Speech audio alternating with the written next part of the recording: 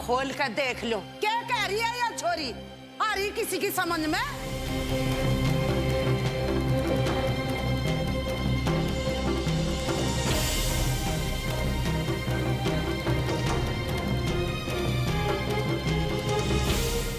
बाबूजी, जी हाँ, वो प्रज्ञा को मैंने ही दी थी स्क्रिप्ट पढ़ने के लिए। वो प्ले था ना हमारा। बाबूजी सच में कोई गलतफहमी होगी सर। मेरा इरादा गलत ना था। मैं तो बस चाहती थी कि प्रज्ञा खुश हो और लक्की जी खुश हो सके तो मैंने माफ कर देना।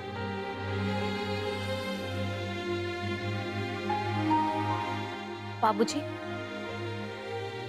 गलतफहमी तो हो गई, पर इस गलतफहमी के चक्कर में आप लोगों ने आज इतनी बेइज्जती की हमारी, दुश्मन भी ना करे।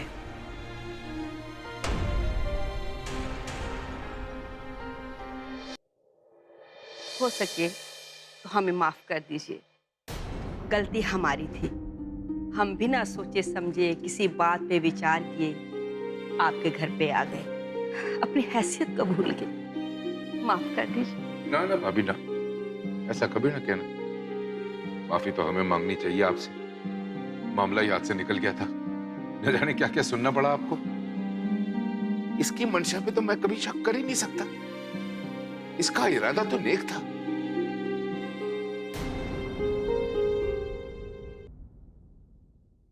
फिर भी भाई जी, गलती तो हमारे से हुई है। हमें माफ कर दीजिए और हमारी आपसे ये दरख्वास्त है, इस बात के लिए हमारी छोरी को कभी कुछ मत कहना।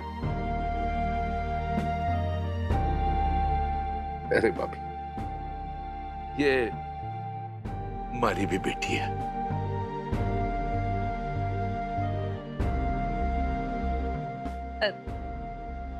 कमला भाभी, हमें माफ कर दीजिए। जो कहना है, जो करना है हमारे साथ कर लीजिए। हमारी छोरी को कभी कुछ मत कहना। माँ जी, अगर इन दोनों की शादी हो भी जाती ना, तो भी हमें आपके घर से एक भी जेवर की ख्वाहिश ना थी, और ना ही हमारी माँ जी अपनी बहू के घर से एक भी गहना लेती, क्योंकि हमें वरदान पे भरोसा है। उसमें इतनी काबिलियत है कि जो भी उसकी बीवी ने चाहिए वो खुद लाके दे सके है। हम आपकी बेटी को भी 2 जोड़ी कपड़ों में ले जाते, जैसी माँ जी मारे को लाई थी। मैं थारी बात से सहमत हूं। बिल्कुल सही कहा तुम। देख, थारे मन में जो नाराजगी है ना, उसे थूक दे। मिट्टी डाल इन बातों पे। सब एक गलत फहमी थी और कुछ नहीं। मिट्टी डाल।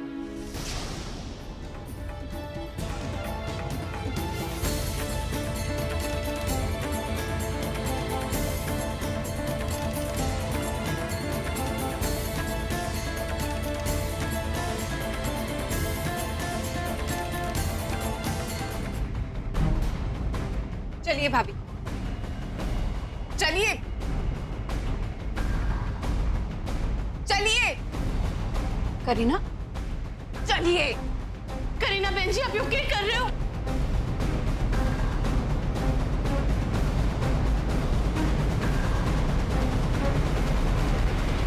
करीना,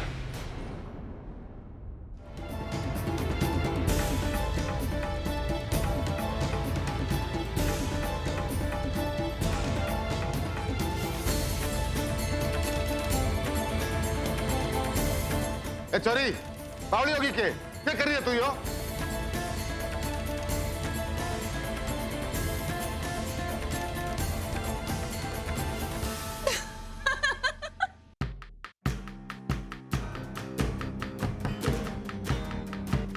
सॉरी। अरे भाभी, भाभी मैं मजाक कर रही हूँ। आओ इधर आओ, आइए। आपको क्या लगा आपसे जो कुछ भी हुआ उसके बाद हम लोग आपसे ऐसे बर्ताव करेंगे कि आपको घर से बाहर निकाल देंगे? भाभी, माना कि आपसे गलती हो गई, बट ठीक है, अब मुझसे भी तो गलती हो गई, तो गलती कैंसिल। ना जाने क्यों सुबह से मारा मन बैठा जा रहा से। बार बार ऐसा क्यों लग रहा से जैसे कुछ बहुत गलत हो रहा है। अजीब सी घबराहट हो रही है मने। पिछले पूरे साल कुछ ना कुछ गड़बड़ चलती आ रही से। कभी कभी हमारा मन कहे कि हमारे घर पे ना कोई बुरा साया मंडरा रहा से। ना माँ जी, साया वाया ना है। हमारे को तो लगता है अपने बुखार ज्यादा हो गया है। अब थोड़ा सा आराम कर लो, दवाई खा लो, कहीं डॉक्टर ने बुलाना ना पड़ जाए। हमारा मतलब है कि मैं सब्जी काट के ना अपने दवाई दे दूं। ये आप आराम से बैठ जाओ, आ जाओ।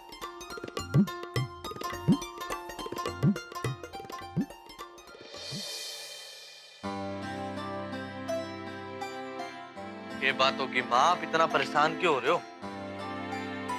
अरे वरदान, तो खुद ही सोच और विचार कर।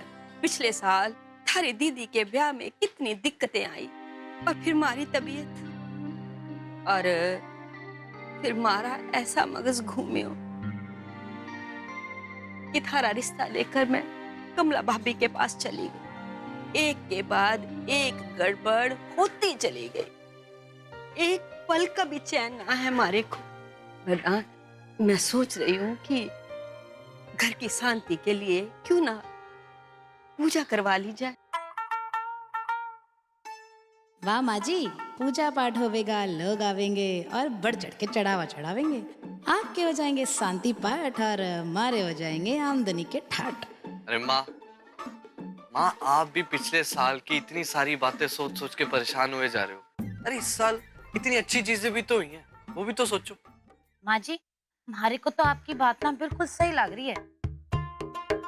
पंडित जी आवेंगे, 4-5 लोगों ने लेकर घर में पाठ पूजा करेंगे, तो जो भी साया होगा ना टल ही जाएगा।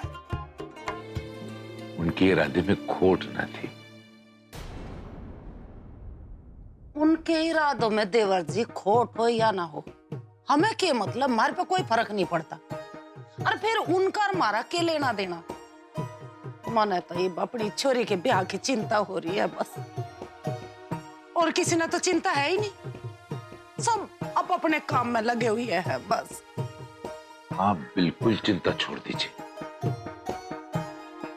और फिर प्रज्ञा की उम्र ही क्या है?